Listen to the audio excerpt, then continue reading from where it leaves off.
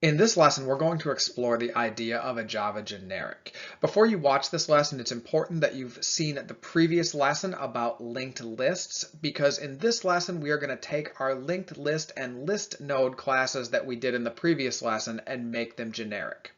By the end of this lesson, you should be able to explain the purpose of Java generics and also be able to create your own generic implementation of a data structure in Java.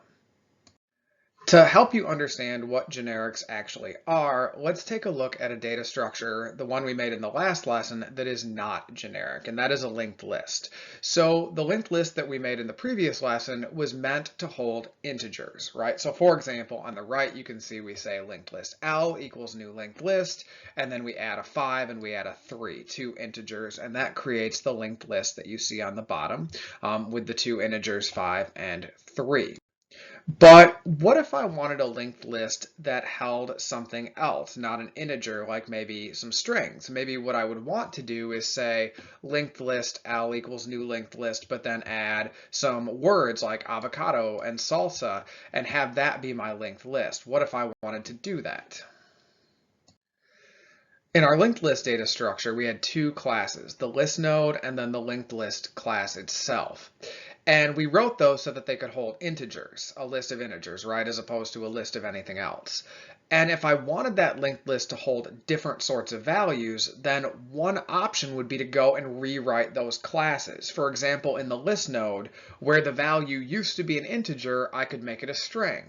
And when I construct my list node, instead of sending it an integer value, I would send it a string value. And then the same throughout the class. Every time there was an integer referring to the value, I would replace it with string. And I could also do that in the linked list class. Going through my linked list classes and replacing every reference to the value that's an integer with string seems like a lot of work because then I'd have to end up writing new classes for my linked list for every possible type of linked list I might have. And so I'm hoping that there is a better way to handle this. One thing you might remember about array lists is that when you construct one, you have the capacity to specify their type. So in this example, I'm making an array list of strings, but it could be an array list of integers or an array list of any object you might have. When they made the array list class, they didn't write several different array list classes, one for integers and one for strings and one for whatever.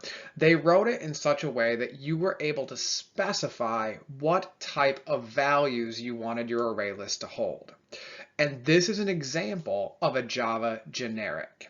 And this is what we want to implement, this same principle in our data structures, specifically our array list. Take a look on the left at our list node class before we made it generic. Notice that the value that this linked list will hold will be integers. And now let's take a look at making it generic. You'll see the changes in red. And what you'll notice is that first of all, at the beginning of the class, in the class header, I've specified this T in brackets. Now this might remind you of how when you specify the type in an array list, you use those angle brackets as well. Notice that I've replaced the word integer with the word T, and that the list node that I've got is now list node T. So the question then is, what is T? And basically, T is a variable in a sense representing the data type.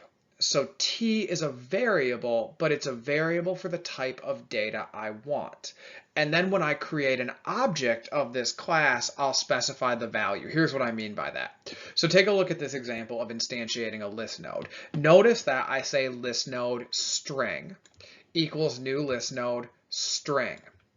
So that word string in red will be substituted in for T. So I'll be making a list node of strings with a string value and a reference to another string list node. So the generic allows me to make the type a variable. On the previous slide, we started to make the list node class generic, but there's some other things in the list node class that need to be changed. Every place that we're currently using an integer for the value, we need to replace with that generic T.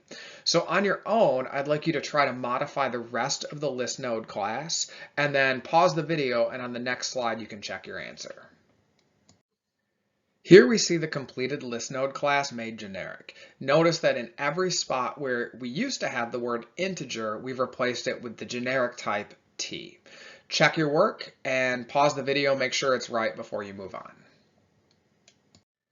Making the list node class generic doesn't mean our work is done because we still have the linked list class. And remember, the linked list class is what helps us chain all the nodes together, add nodes, remove nodes, etc. And so that also needs to be made generic. And there's going to be three steps to doing that. The first one is going to be adding that generic t to the class header. But then after that, all references to integer will be replaced with t because we don't want to just make a linked list of integers. We want it to be generic. And then all references to our list node must be replaced with list node t because we're making a list node of that generic type. So when you're done, check your work by creating a linked list of strings, add a few nodes, delete a node, and then finally print the list. And if that all works as it should, then you know you did it right. Now that you've watched this lesson, you should be able to explain the purpose of generics in Java, and you should also be able to make a generic implementation of a Java data structure.